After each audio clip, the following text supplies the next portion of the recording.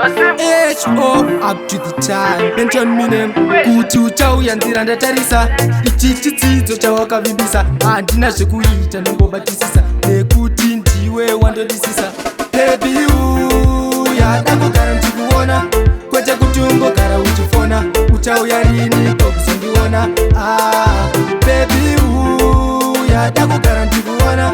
Kwete kuti ungogara uchifona. Uchauya rini kokuzondiona. Kubva rini ndichikufonera. Mumoyo mangu zvondiomera. Unenge uri bho ndinongogaira. Handichina zvekutaura ndongomwira mvura. Dai wauya padhuze.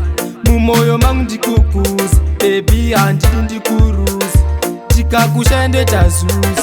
Baby yada kugara ndichikuona. Kwete kuti ungogara uchifona. Uchauya rini kokuzondiona. Baby yada kugara ndikuona. Kwete kuti ungogara uchifona. Uchauya rini kokuzondiona. Kuti uchauya nzira ndatarisa. Ichi chidzidzo chawakavimbisa. Handina zvekuita nongobatisisa. Nekuti ndiwe wandodisisa. Tatozoita kunyora iri tsamba. Kuti bhee wangu dai wauya kukukuda ndomhaka handina kuzviramba. Kana zvakadaro ndingatoenda kukamba. Baby yada kugara ndikuona. Kwete kuti ungogara uchifona. Uchauya rini kokuzondiona. Baby yada kugara ndikuona. Kwete kuti ungogara uchifona. Uchauya rini kokuzondiona. Kubva rini ndichikufonera. Mumoyo mangu zvondiomera. Unenge uri bho ndinongogaira. Handichina zvekutaura ndongomwira mvura. Dai wauya padhuze.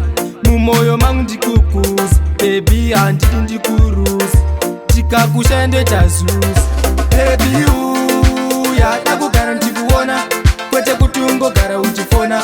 Uchauya rini kokuzondiona. Baby yada kugara ndikuona. Kwete kuti ungogara uchifona. Uchauya rini kokuzondiona. Baby yada kugara ndikuona. Kwete kuti ungogara uchifona. Uchauya rini kokuzondiona. Baby yada kugara ndikuona. Kwete kuti ungogara uchifona. Uchauya rini kokuzondiona.